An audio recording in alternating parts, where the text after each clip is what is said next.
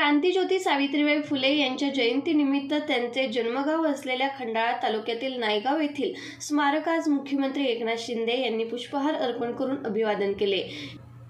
यावेळी ज्ञानज्योती सावित्रीबाई फुले शिल्पसृष्टी येथील नूतनीकृत सभागृहाचे लोकार्पणही मुख्यमंत्री शिंदे यांच्या हस्ते झाले। अन्न व नागरी पुरवठा मंत्री छगन भुजबळ, उत्पादन शुल्क मंत्री तथा साताऱ्याचे पालकमंत्री शंभूराज देसाई, इतर मागास व बहुजन कल्याण समितीचे मंत्री अतुल सावे, महिला व बाल विकास मंत्री अदिती तटकरे, अण्णासाहेब पाटील, आर्थिक विकास महामंडळाचे अध्यक्ष नरेंद्र पाटील, राज्य महिला आयोगाच्या अध्यक्षा रुपाली चाकणकर, आमदार मकरंद पाटील, जयकुमार गोरे, महेश शिंदे, जिल्हाधिकारी जितेंद्र डुडी, मुख्य कार्यकारी अधिकारी ज्ञानेश्वर खिलारी, पोलीस अधीक्षक समीर शेख, सरपंच साधना नेवसे आदी उपस्थित होते।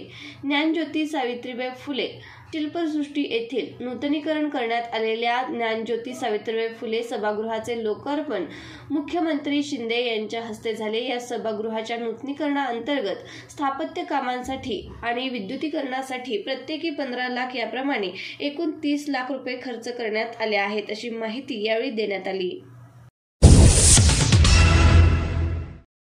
अच्छे लोगों की अच्छी पसंद, आता खास खवय्यांसाठी royal biryani and caterers. Royal लोकांची रॉयल पसंती, रॉयल बिर्याणी अँड केटरर्स।